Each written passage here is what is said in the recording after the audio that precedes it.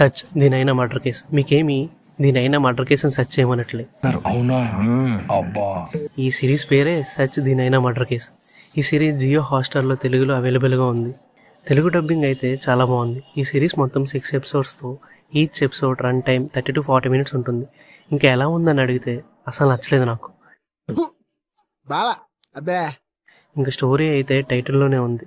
Story మొత్తం ఎలా ఉంటుందంటే నైనా ఆమె మర్డర్ కేసు గురించి రివాల్వ్ అవుతూనే ఉంటుంది. ఈ సీజన్తో ఆపేస్తారు అనుకుంటే ఈ సీజన్తో ఆపకుండా ఇంకో సీజన్ కూడా ఉందంట. ఈ సీజన్లో 6 ఎపిసోడ్స్ రిలీజ్ చేశారంతే.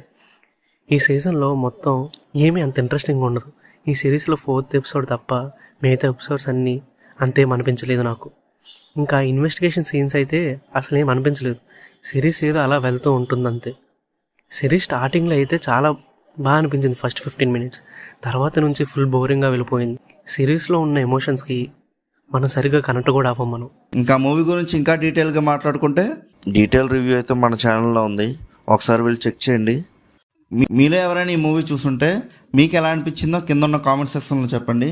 అలానే ఈ వీడియోని లైక్, షేర్, సబ్స్క్రైబ్ చేసుకొని బెల్ ఐకాన్ కూడా ఆన్లో పెట్టుకోండి. ఇంకా నెక్స్ట్ వీడియోలో కలుద్దాం.